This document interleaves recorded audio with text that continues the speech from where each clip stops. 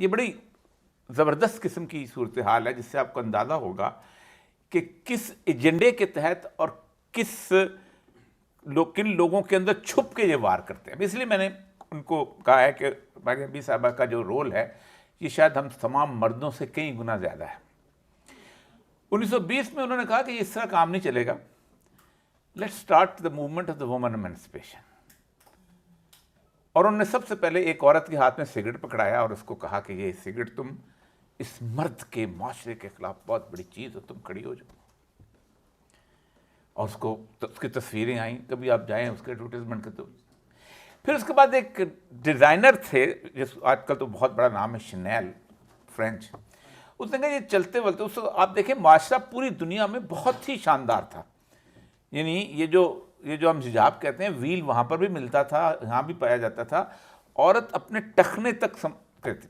तो उन्होंने कहा ये हेमलाइन थोड़ी सी ऊंची कर दें, डांस के अंदर थोड़ी सी मुश्किलात पैदा होती हैं, तो उसको आधा 1 फुट उसकी हेमलाइन ऊंची करें ताकि पिंडली से उसका राब्ता पैदा हो निगाहों का, तो वहाँ से कुछ सूरत हाल पैदा हो।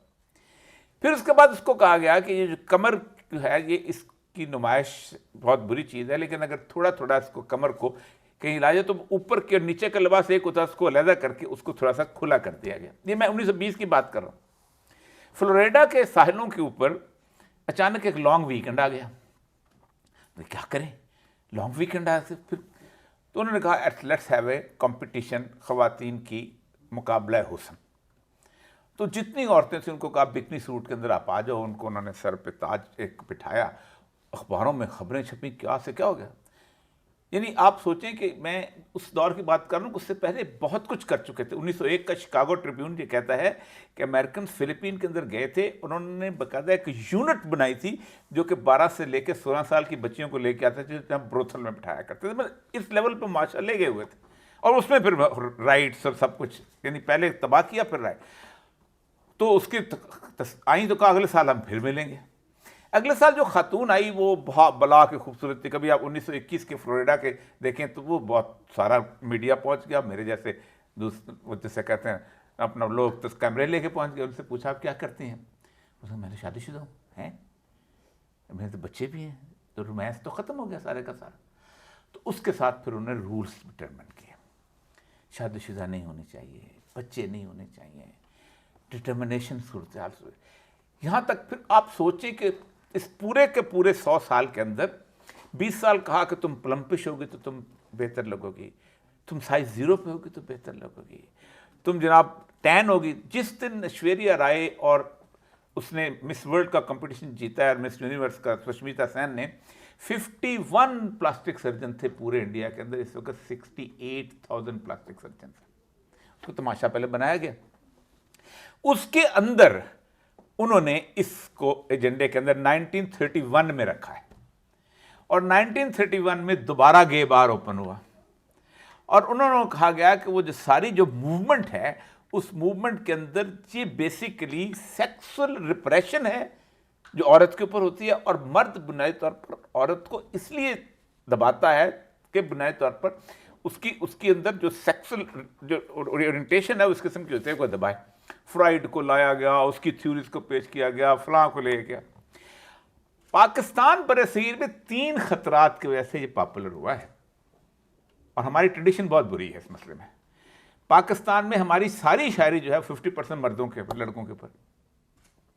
तुर्क बच्चे से इश्क मीर तक मीर, तुर्क बच्चे से इश्क किया था रेखते क्या क्या हमने के, रफ्ता रफ्ता हिंदुस्तान से शेर मेरा ईरान गया, बाहम हुआ करे हैं दिन रात नीचे ऊपर, ये धर्मशाना लड़के हैं नखमले दुखाबा।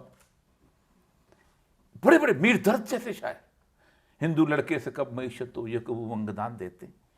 ये ट्रेडिशन थी और इस ट्रेडिशन ने हमारी गली महलों के बच्चों के अंदर, जो मर्द है ना, मैं अक्सर कहता हूँ कि मर्द जो थोड़ा सा निस्बतन खुश शक्ल होता है उसकी ज़िंदगी औरत खुश शक्ल से ज़्यादा मुश्किल होती है हमारे माशरे के अंदर। उसी तरह बैंकों की लाइन में लगता है, उसे उसी जगह जाना होता है। वो घर जाके अपने मालदान को बता भी नहीं सकता कि मेरे साथ ये छेड़ाछाड़ी की गई।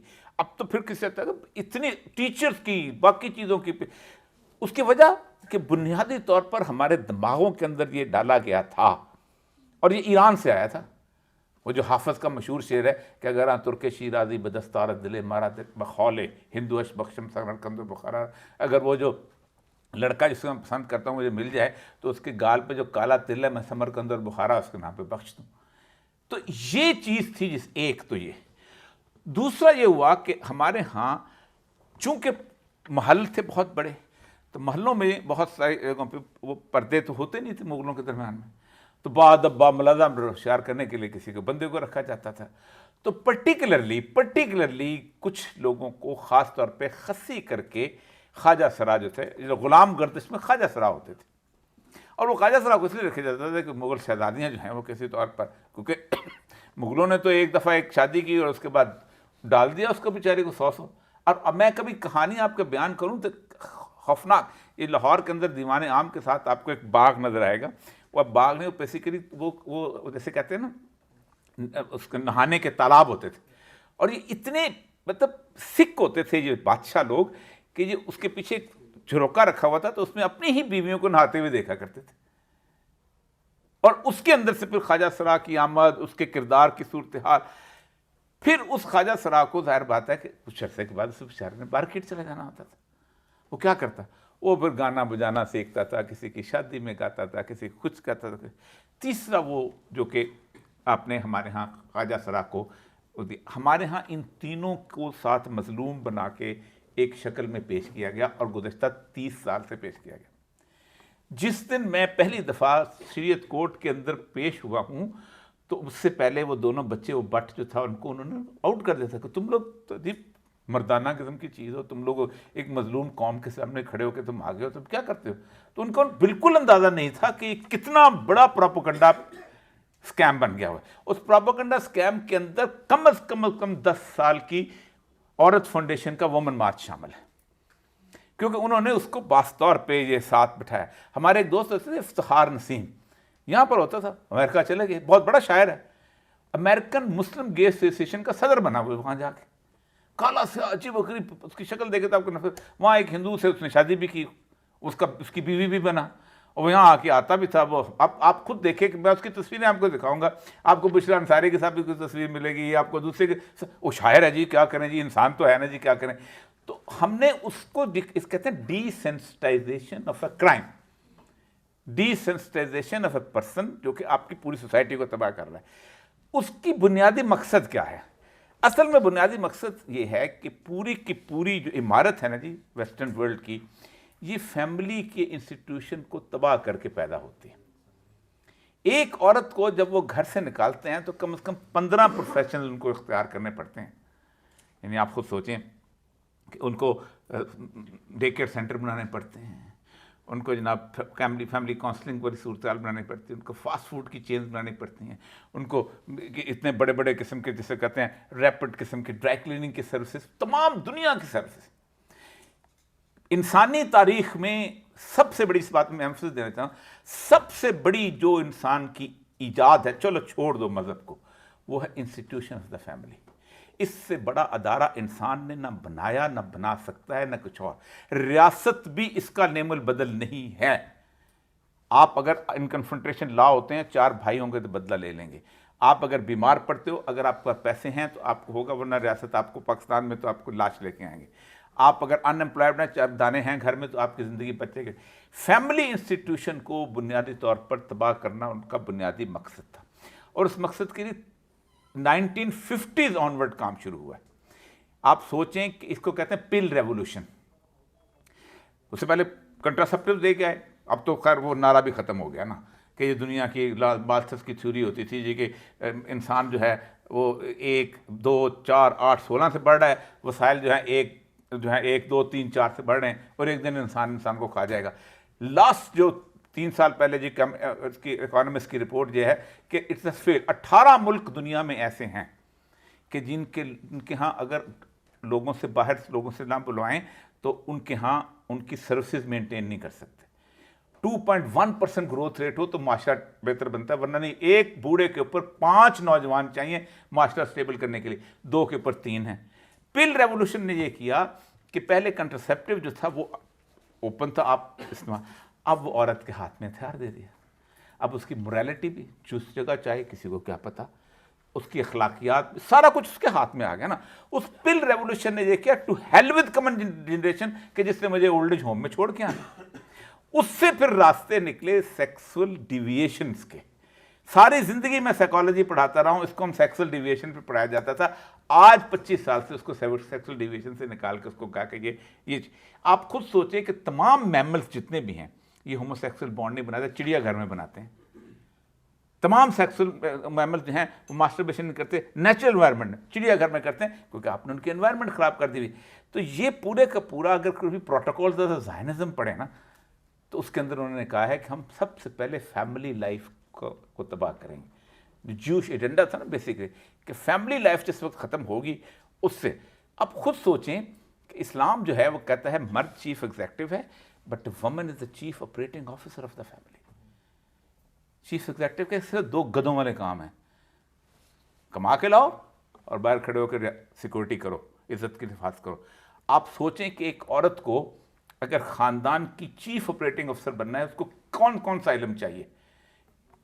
उसको marriage guidance and counselling master degree होती है कि मैरिज स्ट्रेसेस क्या हैं, मैरिज स्टेन्स क्या हैं, आगे आए बच्चा उसके साथ होने वाला है, उसको प्रीनेटल, पोस्टनेटल, एंटीनेटल केयर का पता होना चाहिए। यानी आप सोचें कि अब तो हालत ये हो गई है कि साइंस कहती है कि बच्चा अपनी मदर टंग सीख के आता है, हम तो रिपीट करते हैं कि उसने गुस्से में आना है कि नहीं आना, उसने बच्चे के ऊपर असर पड़ेगा, उसने गाली गलोच बकनी है कि नहीं, उसने सिगरेट इस्तेमाल करना है। ये सारी चीज़ें, ये पूरा इल्म है। बच्चा दुनिया में आ गया, उसको बच्चे की कॉग्निटिव नीड्स का पता होना चाहिए, उसको बच्चे की साइकोलॉजिकल नीड्स का पता नहीं, उसको बच्चे की सोशल नीड्स का पता नहीं, उसको बच्चे की IQ नीड्स, इतनी सारी चीज़ों का उसको पता होना चाहिए। आप खुद सोचें कि वो नहीं पता। उसके हाथ में 2 बूढ़े आ गए हैं, उसके हाथ में ओल्ड एज केयर साइंस है पूरी की पूरी, उसका पता होना चाहिए। उसके हाथ में न्यूट्रिशन आ गई, इतना कुछ पढ़ना पड़ता है। लेकिन हमने कहा नहीं, तुम ये माशा को छोड़ो, तुम हमें तमगा तुम्हें लगाते हैं। ये पूरा एजेंडा जो है ये वुमन मार्च के गार्ब में खेला जाता है। इसलिए पाकिस्तान में, मैं सच्ची बात ये है, मैं सैल्यूट करता हूँ। हम वहाँ जो मर्जी शोर में चाहें, जो हमें कहेंगे जी ये इनकी तो मर्दों की आदतें यही होती हैं, ये सब कुछ है, ये हमेशा ये औरत पे भी जुल्म करते हैं और एक मजलूम ख्वाजा सरा पे भी जुल्म करते हैं, उसको भी जिंदा नहीं। बाकी जहाँ तक आपने बहुत बात की, बड़ी सही बात है, इसकी ओरिएंटेशन बहुत ज़रूरी है। और ट्रांसजेंडर्स की आप खुद सोचें कि पूरे के पूरे उसके अंदर, जब मैं जाया करता था, जब मैं पेशी पुख्ते के लिए, तमाम असल जो इंटरसेक्स थे, जो कि अल्लाह ताला ने जिनको माजूर पैदा, सारे मेरे साथ होते थे। ये अल्मास पोबी से लेकर छुट्टी, इतनी आंसुओं से रोते थे वो लोग कि हमें अल्लाह ने माजूर पैदा किया। अल्मास पोबी ने वहाँ खड़े होकर कहा कि जितने भी लोग कत्ल किए गए हैं उनमें से एक भी ख्वाजा सरा नहीं था। फैक्ट्स पेश किए उसने, सारे मरते। कहते उनका जाके तो अपने पोस्टमार्टम क्यों नहीं करवाते हो, फिर पोस्टमार्टम कराते ये निकला। तो लेकिन दूसरे वो आपसे बात, वो आके मैरियट में ठहरते थे या थी मुझे नहीं पता, लेकिन ये आके वहाँ ख़ास तौर पे उसमें ये एक इंटरनेशनल एजेंडा है। और ये पूरी, और इसका एक ही है कि इस गार्ब के अंदर, और जितना इस गलादत को ख़वातीन आगे बढ़ के करेंगी ना, और आगे लीड करेंगे, कि हम तो जानती हैं। और हैरेसमेंट, सच्ची बात, आखिरी बात करता हूँ कि इन लोगों की वजह से हैरेसमेंट के जितने केसेस हुए हैं वो औरतों के हुए हैं। ये मर्द होते हैं, औरत बन के उनके बाथरूम इस्तेमाल करते हैं, उनके घर में जाते हैं, उनके इलाकों में जाते हैं। और मुग़लों की भी कहानियाँ अगर पढ़ लेना तो इन्हीं ख्वाजा सरा को जैसी ख़वातीन छुपा के महलों में लेके आया करते हैं। वाखिर दामन।